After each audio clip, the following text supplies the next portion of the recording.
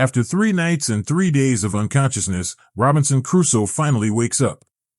The moment he opens his eyes, fear hits him instantly. All around him, the ocean is calm, but the sight in front of him is devastating. In the distance, the bodies of his companions float on the water as if they're peacefully asleep. But Robinson quickly realizes the truth. Everyone else is dead. The ship has sunk, and he is the only survivor.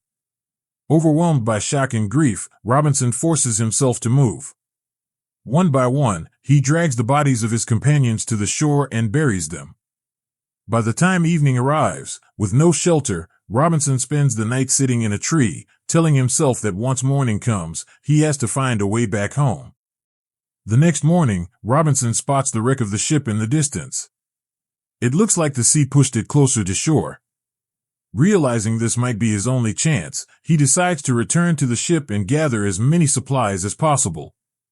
After nearly an hour of struggle, he finally reaches the wreck and climbs inside. As he moves into the lower cabin, he suddenly hears a dog crying from a nearby room. Startled, Robinson grabs an axe and breaks the door open. The moment it opens, his beloved dog, Simba, runs out. Relief instantly replaces fear. Simba is alive. Inside the ship, Robinson searches quickly, collecting food, essential equipment, and several guns. He takes everything he can carry before the ship sinks further. Using sticks and materials from the wreck, he builds a makeshift raft. With Simba and the supplies loaded onto it, he manages, after great effort, to reach the shore. But once he examines the supplies, reality hits again. The food they saved might only last for a single meal. That means survival depends on finding a way off the island as soon as possible. After resting briefly, Robinson grabs a gun and begins exploring the island. He crosses forests and climbs over rocky terrain, hoping to find any sign of civilization. But when he reaches the other side, the view chills him. There is no settlement, no human presence, only the endless ocean surrounding the island, with no ships past this shore. The chances of survival seem almost zero. Still, Robinson makes a decision. If any chance of rescue appears, he will not miss it. Every day, he spends hours scanning the horizon with binoculars, hoping to see a ship. Days pass, weeks pass, 6 months go by, nothing changes. One day, while Robinson and Simba sit on the rocks collecting shells, Simba suddenly starts barking. At first, Robinson ignores it, but when he looks up, he freezes. Far away, a massive ship is moving slowly across the sea. Hope explodes inside him.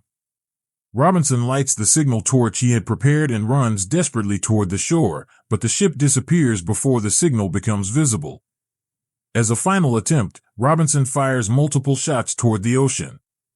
The gunshots vanish into the endless roar of the sea. His last hope disappears. Exhausted and broken, Robinson returns to the shore. Simba begins crying beside him, and hearing that sound makes the moment even more painful. Robinson understands something important. Rescue may never come. If he wants to survive, he has to build a life here. He finds a safe place and begins constructing shelter using logs and branches. Slowly, life on the island starts to stabilize.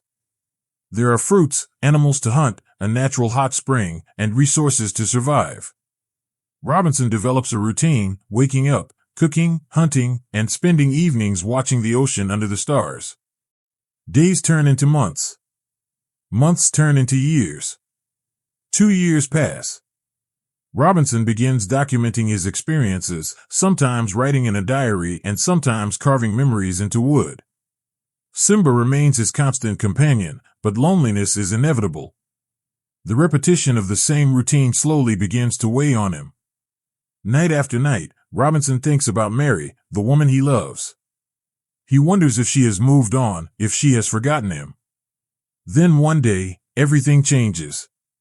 While walking with Simba, Robinson discovers a massive footprint. It's clearly human, but not his.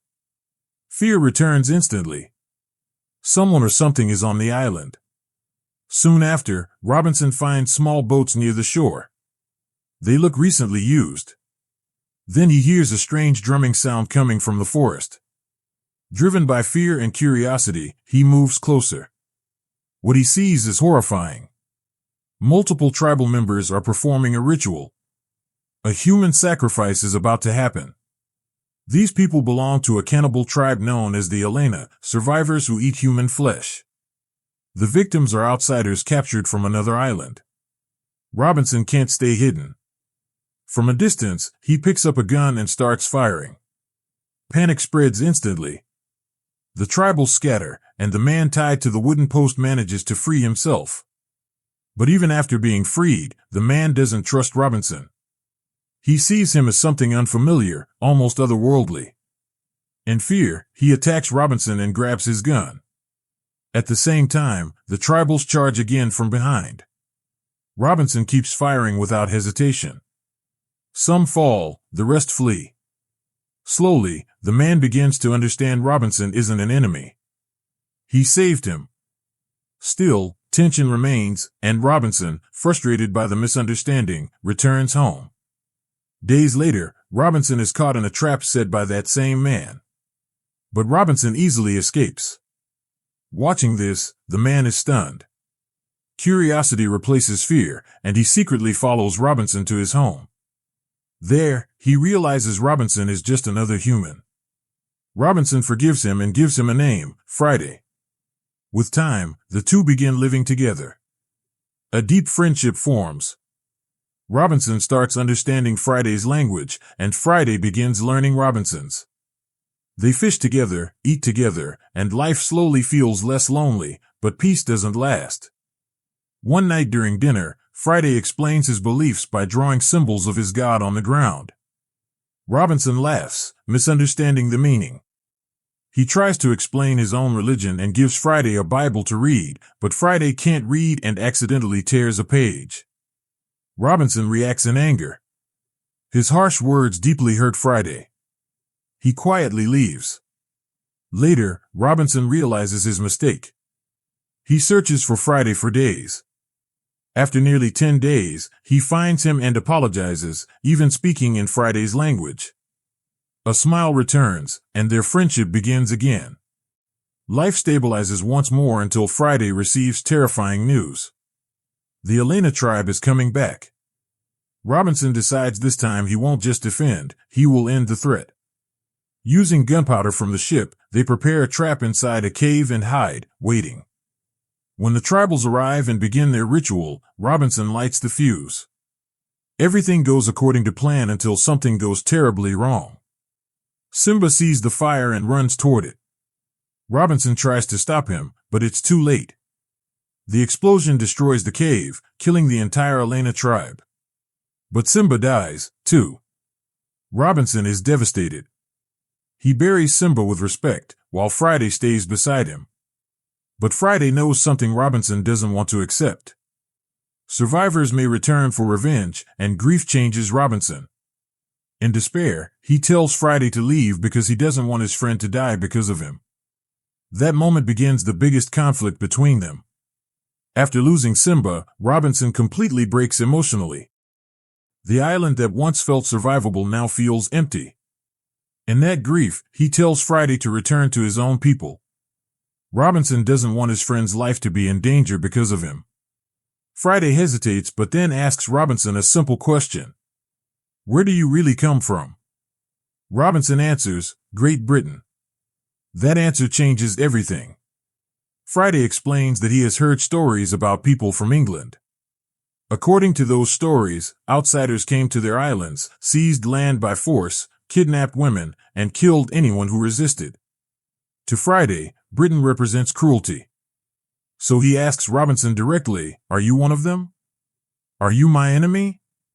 Robinson doesn't fully understand every word, but he understands the meaning. At the same time, something else becomes clear to him. If people from England sometimes reach these islands, then England isn't impossibly far away. That means returning home might actually be possible. With renewed hope, Robinson suggests they travel to England together. But Friday refuses immediately. He says he would never step foot in that country. To him, it represents pain. Robinson reacts badly. Hurt and frustrated, he speaks harshly. In that moment, Friday realizes something painful.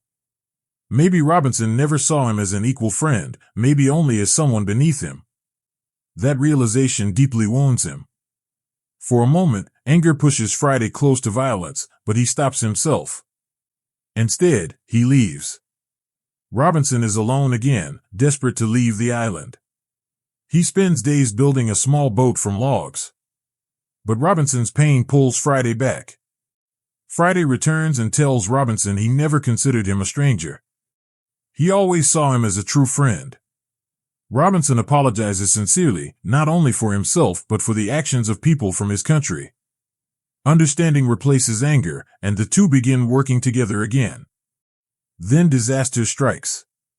A violent storm hits the island overnight. By morning, their boat is gone, swept away by the sea. Robinson feels completely defeated. Friday warns him that the Elena survivors could return at any moment. Without a boat, escape is impossible. So Robinson makes a difficult decision. They will not run. If the tribe returns, they will fight and claim the island as their home. Following Robinson's plan, they set traps across the island. Soon, a group of tribals arrives. As they enter, many fall into the traps. A fierce battle follows, and together, Robinson and Friday manage to defeat the attackers. But during the fight, Robinson is struck by an arrow in the chest. Peace returns, but Robinson's condition worsens. Friday refuses to give up. He cares for Robinson constantly but realizes he cannot save him alone. Finally, he takes Robinson by boat to his own island. When they arrive, the tribe surrounds them, but Friday steps forward and tells his mother that Robinson is his friend and needs help. The tribe agrees to treat him. After several days of care, Robinson recovers, but the tribe has its own rules. They announce a deadly ritual. Robinson and Friday must fight each other. The winner may live or leave. The loser dies. Robinson is shocked. Fighting Friday is impossible for him. Still, they are forced onto a wooden bridge to begin the duel. Friday attacks, but Robinson refuses to fight back. He cannot hurt the man who saved his life. Robinson begs Friday to strike him instead. If one must die, Robinson offers himself. Just as Friday prepares to act, a gunshot echoes. Friday is shot in the chest. The British have returned. From a distance, they attack the tribe. Homes burn. Chaos spreads. The tribe tries to escape, but Friday collapses. Robinson loses his friend, killed by people from his own country. Robinson is devastated. The British capture the tribe and take Robinson with them. After nearly 8 years, Robinson finally returns to England. Meanwhile, Mary is shown waiting. For 8 years, she never moved on. She never married. Then one day, she hears a voice behind her. She turns, and Robinson stands there. After years of separation, they embrace. The wait is over. Robinson understands the value of those lost years and the people he lost along the way. Robinson and Mary decide to marry, but even at the end, Robinson carries one memory above all, Friday. In the final moment, Robinson remembers giving Friday a garland, telling him it would always symbolize their friendship, a promise that he would remember him for the rest of his life. And that's where the story of Robinson Crusoe ends.